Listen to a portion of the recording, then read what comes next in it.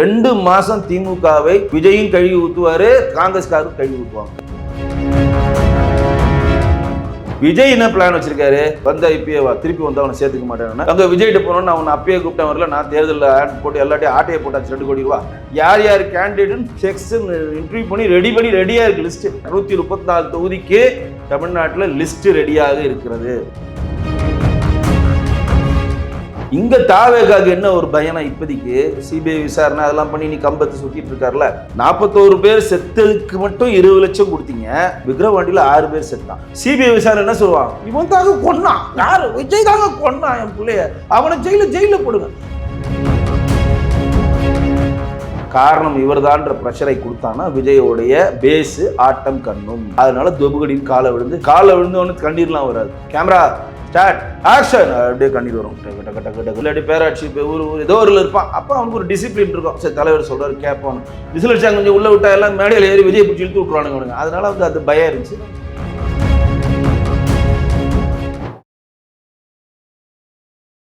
இளைய பாரத நேயர்களுக்கு வணக்கம். இன்னைக்கு நம்ம நேர்களில் நம்ம சிறப்பு விருந்தினர் பாஜகவின் கலை மற்றும் கலாச்சார பிரிவின் மாநில செயலாளரான வெங்கடேஷ் சார் அவர்கள் தான். சார் வணக்கம். வணக்கம் ஜி.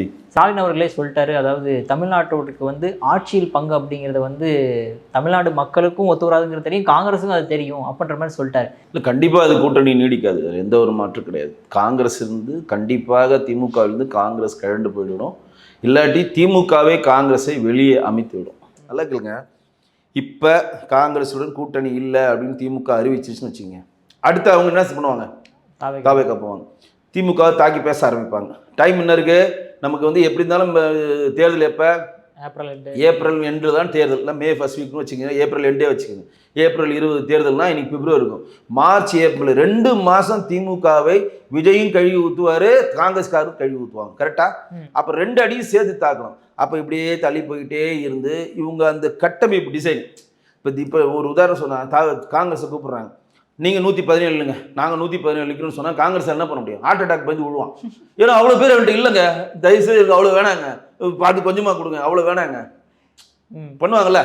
இது வந்து எப்படின்னா, ஒருத்தனை வந்து விஷம் கொடுத்து சாகிறது, வெள்ளம் கொடுத்து சாவடிக்கிறேன்னு சொல்லுவாங்களா, அந்த கதை தான். அந்த மாதிரி இது எதுக்கு உதாரணம் சொல்கிறேன்னா, இப்போ விஜய் கிட்ட போனோன்னா விஜய் பிரச்சனை இல்லை, எங்கிட்ட ஆளே இல்லை, நீ எவ்வளோ வேணா எடுத்துக்கன்னு வரப்பா, 232 இருக்கு, உனக்கு எவ்வளோப்பா வேணும் எடுத்துக்க, நல்லா எடுத்துக்கப்பா, நம்ம நல்லா ஆட்சி செய்யலாம்னு சொல்லி அவர் கொடுப்பாரு. இப்போ இவங்க இங்கேருந்து பிரிஞ்சு அங்கே போயிட்டாங்கன்னா இந்த டைம் கோடு சொல்கிறப்ப இவங்க செட் பண்ணுவாங்க. எப்படி செட் பண்ணுவாங்க? இப்போ விஜய் 80 சீட் ஆஃபர் கொடுத்துருக்காரு காங்கிரஸுக்கு, 80 கேண்டிடேட்டுக்கான தொகுதியை ரெடி பண்ணுவான், 80 தொகுதிகளுக்கான நல்ல பணக்கார கேண்டிடேட்டை ரெடி பண்ணுவான். இவங்களுக்கு வந்து யோசிக்கிறதுக்கும் களத்தில் இறங்கி செயல்படுவதற்கான ப்ளஷரான சஃபிஷியண்டான டைமை கிடைக்கும். இது இப்படியே தள்ளிட்டு போங்க. இப்போ நான் சொல்கிறேன் 23 சொல்லியிருக்காங்களா, 23 நடக்காது, எழுதி வச்சுக்க. நம்ம அடுத்த காரில் சொல்லுவான், அன்றைக்கி அமாவாசை துர்கா ஸ்டாலின் வேணான்ட்டாங்க, முருகருக்கு 1 நாள் கிருத்திகை வச்சுப்போம், கிருத்திகை தள்ளுவானுங்க. அப்படியே பிப்ரவரி முடிஞ்சிடும். மார்ச் ஆரம்பிச்சு, மார்ச் 1ஆம் தேதி வந்து நல்ல நாள் இல்லை, இன்னொரு நாள் வச்சுக்கலாம்னு சொல்லி அப்படியே மார்ச்சை கொண்டுட்டு ஏப்ரல் ஃபுல் அப்படின்னு முடிச்சிருவானுங்க. யோ, நீ இன்னுமா என்னை நம்பிட்டு இருக்க, நீ வேணா தாவேகா போயா அப்படின்றவானுங்க. ஐயோ, இல்லை 1ஆம் தேதி கூப்பிடுவானுங்க, ஏப்ரல் 1ஆம் தேதி வாங்க பயிற்சி அது நடத்த வந்துட்டு டிங் டிங் டிங் ஏப்ரல் ஃபுல் போ அப்படின்றவாரு. அவ்வளோதான். ஆர்எஸ் பயிற்சி நான் அப்பயே சொன்னேன்ல, உன்னை ஏப்ரல் ஃபுல் பண்ண போகிறேன், நீங்கள் எதுக்கே வந்தீங்க, ஏப்ரல் ஃபுல்லுங்க, நாங்கள் கூட்டணி வச்சுக்கல, நீங்கள் போயிடுங்க அப்படின்னு சொல்லிட்டாங்கன்னா ஏப்ரலில் தேதி அறிவிச்சிருவாங்க. ஏப்ரல் வந்து 20 நாள் நடைமுறை வந்துச்சுன்னா 1 மாதம் தான் பிரச்சாரம். 1 மாதம் இவன் பிரச்சாரத்துக்கு ஓடுவானா, கேண்டிடேட்டை தேடுவானா, பணத்தை பெரட்டுவானா, ஆளை தேடுவானா, மரியாதையை தேடுவானா, எங்கே போவான்? இல்லை திமுக என்னென்ன அவலங்கள் பண்ணிச்சு இதனால் வரையும் பாஜக தானே திட்டிட்டு இருந்தோம், இப்போ திமுக திட்டணுமே, அதுக்கு டேட்டா எடுக்கணுமே, அதை தேடணுமில்ல அவன் 5 வருஷத்துக்கு. இதனால வரையும் பாஜக திட்டிட்டு இருந்தானுங்க கூலா. இப்போ அங்கே போனோன்னு திமுக திட்டணும்ல, அப்போ என்ன பண்ணோம்? 5 வருஷம் திமுக என்னென்ன செஞ்சு அந்த டேட்டாவெல்லாம் வந்து படிக்கணும் திட்டுறதுக்கு, அதை தேடுவானா? இப்படி தேடிட்டே இருக்கிறவங்களே தேர்தல் வந்துடும். அப்போ எவன் வெந்தது வேகாது கிழிஞ்சது கிடையாது, எவனோ வந்து நெல்லுங்கனா நிற்க வச்சு ஜோலியை முடிப்பானாங்க. இதுதான் இவங்களுடைய பிளான். விஜய் என்ன பிளான் வச்சிருக்காரு? நீ வந்தா இப்பயே வா, அன்றைக்கே சொல்லிட்டார், வந்தா இப்பயே வா, திருப்பி வந்தால் அவனை சேர்த்துக்க மாட்டேன்னா. அங்கே விஜய்கிட்ட போனோன்னு அவனை அப்பயே கூப்பிட்டேன் வரல, நான் தேர்தலில் ஆட் போட்டு எல்லாத்தையும் ஆட்டையை போட்டாச்சு 2 கோடி ரூபா. இப்போ 2 கோடி ரூபா டிராஃப்ட் அனுப்புறாங்க தெரியல. 232 தொகுதியில் உங்களுக்கு சீட்டு வேணா தாவேகல 2 கோடி ரூபா அவங்களுக்கு இது பண்ணிடணும், டிராஃப்ட் எடுத்து அனுப்பணும். அது வந்து அதாவது மனு வாங்குறதுக்கு 1 ரூபா தான், மனு வாங்குறதுக்கு 100 ரூபா தான். நல்ல கட்சி அது. அதை நீ ஃபில் பண்ணி கொடுத்தனா 15,000 ரூபா. எவ்வளோ பெருமான் பாருங்க. இது என்ன பிரமாதம், இதை விட ஸ்பெஷல் ஐட்டம் இருக்குன்னு வரல வடிவேலு. மனுவை நீ போய் வாங்கினா 100 ரூபா கொடுத்து வாங்கிடலாம், எல்லாம் போய் வாங்குறானுங்க. நான் கேண்டேட், நான் எம்எல்ஏ கேண்டேட், நான் இருக்க பக்கம் எம்எல்ஏ, நான் குடும்ப, நான் வந்து டீனர் எம்எல்ஏ, எல்லாம் வாங்கி வச்சுக்கிட்டு புசியாளர் மறுநாள் சொல்றாரு, தம்பி ஃபில் பண்ணி கொடுத்துருந்தா 10,000 கட்டணும் தம்பி. முடிஞ்சது. 10,000மா 10,000மா? யோ விஜயோட பசுப்பட டிக்கெட்டே 2,000 தான், நீ ஏன் 10,000 ரூபாய் கேட்குற? ரைட்டா? அப்போ இந்த 10,000 டிக்கெட் சொல்லி வாங்கி வச்சிட்டோன்னே இப்போ எல்லாருக்கும் ஏற்கனவே விஜய் சொல்லிட்டாரு, இங்கே இருக்கக்கூடிய மாவட்ட தலைவர்கள்லாம் சீட்டு கிடைக்கலன்னு உட்காந்து அழுகக்கூடாது, எதிர்வினையும் ஆற்றக்கூடாது, நாங்கள் ஒருத்தரை கொண்டு வந்து ஸ்ட்ரைட்டாக ஆதரவு மாதிரி நிறுத்துவோம், அவனை நீங்கள் ஆதரிக்கணும்னு எல்லாம் காண்டாயிட்டானுங்க. ஏன்டா அவனுக்கு போஸ்டர் ஓட்டினேன், உனக்கு பேனரை வச்சேன், உன் பொண்டாட்டி பிள்ளை காட்டாமல் நீலாம் ஒரு ஆள், உன் படத்துக்கெலாம் நான் போய் நின்று இது பெரிய நல்ல படம்னா சொல்ல வச்சேன், எனக்கு சீட்டு கொடுக்காம எவனோ துட்டு வச்சுருக்கான் அவனுக்கு சீட்டு கொடுக்குறேன்னு சொல்லி இப்போத்துலேருந்தே புகைச்சல் ஆரம்பித்து 2 கோடி ரூபாய் வசூலும் பண்ணிட்டானுங்க. யார் யார் கேண்டிடேட்னு செக்ஸ் இன்டர்வியூ பண்ணி ரெடியாக இருக்குது லிஸ்ட்டு. 234 தொகுதிக்கு தமிழ்நாட்டில் லிஸ்ட்டு ரெடியாக இருக்கிறது. அப்போ இந்த 2 கோடி ரூபா பணவங்க தாவேக்காரன் 2 கோடி ரூபா எவனும் கொடுத்துருக்க மாட்டான், வெளியிலேருந்து எவனோ தொழில் எதிர்ப்பு தான் கொடுத்துருப்பான். அவங்ககிட்ட போயிட்டு காங்கிரஸ் உள்ள வந்துட்டாங்க, நீங்கள் விலைக்குங்க அடுத்த வாட்டி கொடுக்கணும், அவன் சொக்காவை பிடிப்பான். அதனால தாவேக்கா என்ன பண்ணுவாங்க, தலைவரே நீங்கள் ரொம்ப பெரிய கட்சி, நீங்கள் நல்லா ஆள்றன்னு சொல்கிறீங்க, தனிச்சு நின்று ரொம்ப ஓட்டு சதவீதத்தை நிரூபிச்சுட்டு வாங்க 2029 சந்திக்கலாம். அப்போ திமுக ஓடிடுவான், தாவேக்கா ஓடிடு. அப்போ காங்கிரஸுடைய நிலைமை பரிதாபமாக இருக்கும். அப்போ காங்கிரஸ் இப்பயே சுதாரிச்சுக்கிட்டு ஒன்று விழுந்தே விட்டானாயான்னு மாணிக்க தாக்கூர் போய் விழுந்துடணும். ஏய் போன வாட்டி எவ்வளோ கொடுத்த உனக்கு 25-18 ஜெயிச்ச, இந்த வாட்டி உனக்கு 15 தான், என்ன சொல்கிறேன், ஐயா பரவாயில்ல ஐயா கொடுங்க ஐயா, 10 பேர் வச்சு நாங்கள் உள்ளே போகிறோம், அந்த நிலைமைக்கு வரணும்னு சொல்லி திமுக நினைக்குது.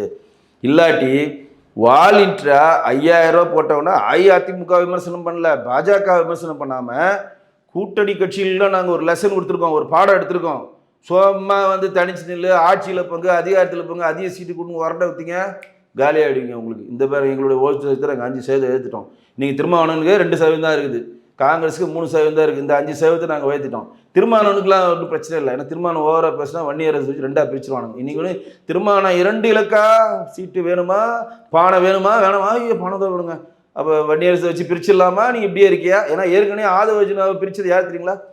ஆதவ அர்ஜுனாவை திருமாவளவன் பிரித்தது, திருமாவளவன் வந்து ஆதவ அர்ஜுனாவோட குட் புக்கில் தான் இருந்தார், ஏன்னா பணம் ஃபுல்லாக தானே கொடுக்குறான்.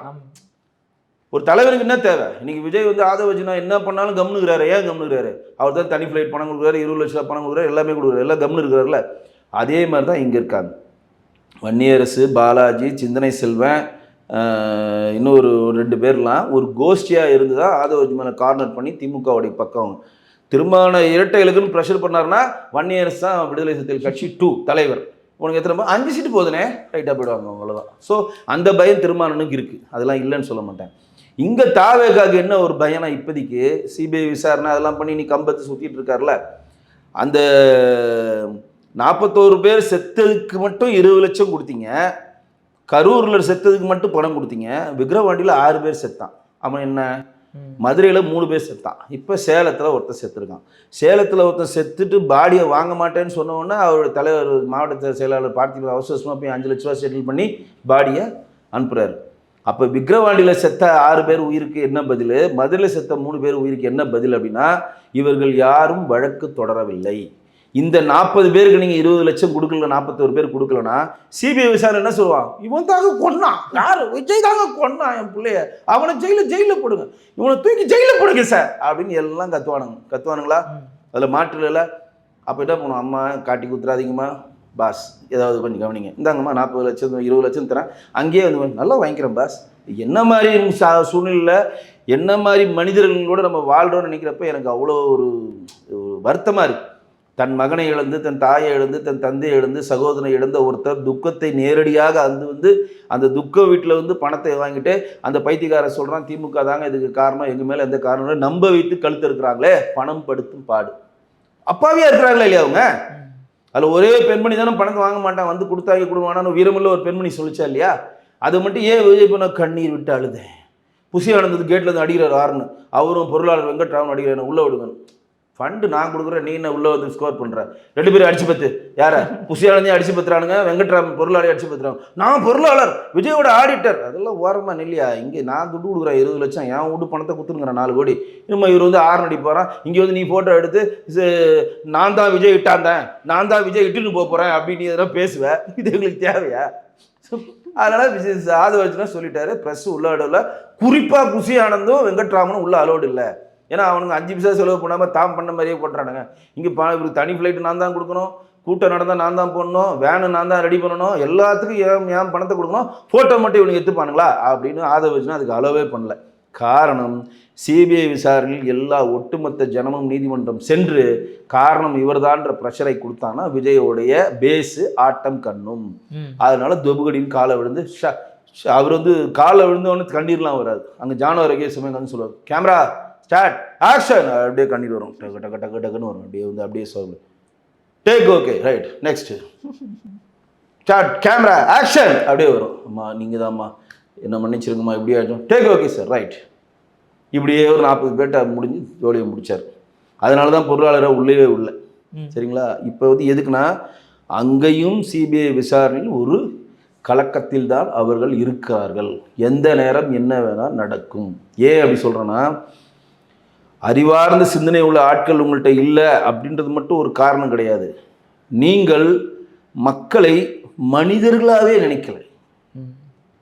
இப்போ பார்த்தா செத்தான்ல, அது சூரஜ் தானே போய் செத்தான், சூரஜா ஒரு செத்தான்ல, அவன் வந்து சேலம் மாவட்ட தலைவரா?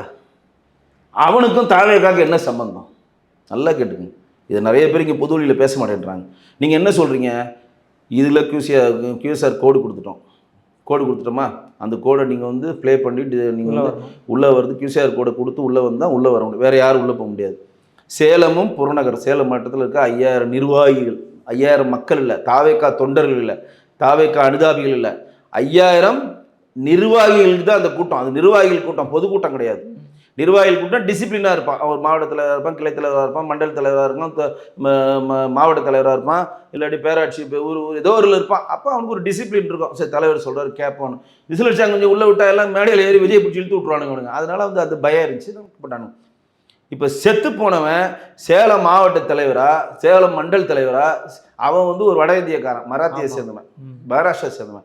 அவனுக்கும் விஜய்க்கு என்ன சம்பந்தம்? அப்போ இவங்க என்ன சொல்கிறாங்க பொலியில் வந்து, நாங்கள் வந்து கூட்டத்தை எங்களால் கண்ட்ரோல் பண்ணவே இல்லை, கோட்டர் நாங்கள் கொடுக்குறதே இல்லை, பிரியாணி கொடுக்குறதே இல்லை, 5000 ரூபா 1000 ரூபா கொடுக்குறதே இல்லை, எங்களுக்கு வந்து குவியிறானுங்க. என்னன்னா இது குவியிறவன் எப்படி இவன் அங்கே போய் குவிவான், இவன் எப்படி அங்கே உள்ளே போனான்? அப்போ செயற்கையான ஒரு கூட்டத்தை தாவேக்கா உண்டாக்குறதுக்கு உண்மையாகதான் இல்லையா?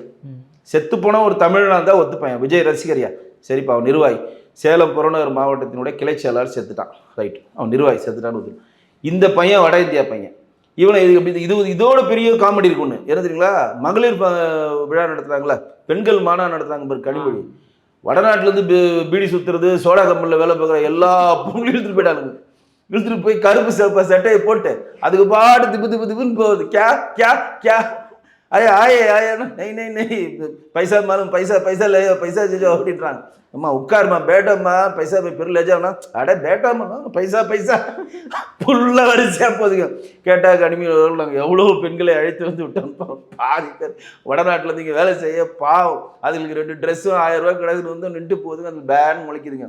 அதே கதையை தான் தாவேக்காவும் ஃபாலோ பண்ணிருக்கு. நேரடியாக சொல்கிறேன், இல்லாட்டி இந்த தாவேக்கா செத்து நிர்வாகிகள் ஒருத்தர் சொல்லுங்கள், இந்த செத்து போனவனுக்கு இவனுக்கும் என்ன சம்பந்தம், இதை மட்டும் சொல்லுங்கள். செத்து போனால அவனுக்கும் தாவேக்காக்கு என்ன சம்பந்தம்? அவன் எப்படி ஐடி கார்டை வாங்கி உள்ளே போனான், எப்படி விஜயை பார்த்துட்டு செத்து போனான்? விஜயை பார்த்தோன்னே செத்துட்டான், ஏன் செத்தான்னு தெரில எனக்கு, ஏன் வயலில் செத்தான்றாங்க. அவன் பாவம் விஜயை பார்த்துட்டு நம்ம என்னமோ நினச்சி இவன் தான் டபுள் போயிட்டானான்னு தெரில, அதிர்ச்சியில் எனக்கு தெரியல. அப்போ செயற்கையான ஒரு கூட்டத்தை இவர்கள் ஏற்படுத்துகிறார்கள் அப்படின்றது பட்ட பரிவதமாக தெரியுது. சார் உங்கள் அற்புதமான கருத்தில் இளையமரோட உட்காந்துருக்கு. மிக்க நன்றி சார். நன்றி.